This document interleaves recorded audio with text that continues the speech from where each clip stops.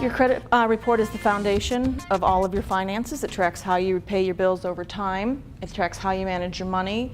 It holds the creditor's information, public records, collection information, and we'll get a little bit deeper into that when I pull up a credit report. I have a couple credit reports to show you. Your score, also, it's known as the FICO. It's also known as a Beacon score. It ranges from 300 to 850, 850 being the highest. And obviously it's one of the largest factors in a creditor's decision for the approval of a loan. There is a second score there as well that a lot of people aren't familiar with. You can monitor your score for a small fee. It's at myfico.com.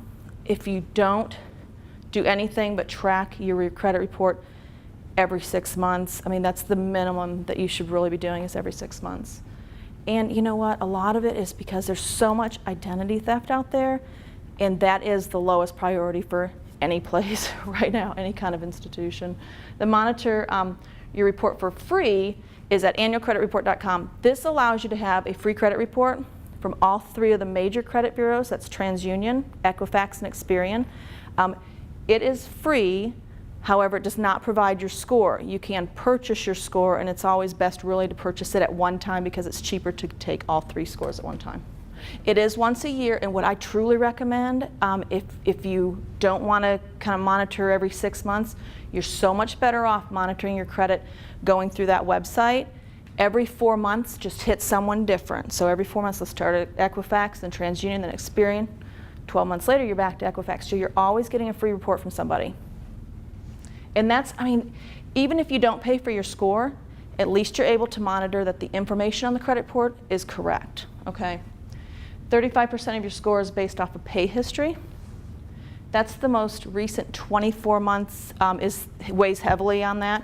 And that's whether the account is open or closed. So say you pay off a credit card or an installment loan, a car loan, and you pay that off next month, it's still going to report and affect your score for 2 more years. 30% of your score is based off of your current balances.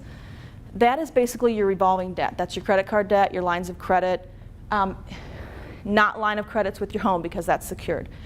But the rule of thumb for that is you never want to have a balance over 30% of your limit. So if you have a $1,000 limit, you never want your balance to be over $300. 15% of your score is credit history. It's the length that you've had the credit established with somebody. Your oldest account weighs the most heavily. So for example, I have an old card that's been open since '88. I pay the annual fee for it. I don't use it, I just keep it active. Every 6 or 9 months I make a purchase on it because it's been open since '88. So to me it's worth the $39 annual fee. Keep it open. 10% is the number of accounts that you have opened. Rule of thumb is 2 to 3 credit cards, 1 installment, 1 mortgage. Types of credit is also 10%. Types of credit being your subprime lenders versus American Express and Chase and some of your other institutions.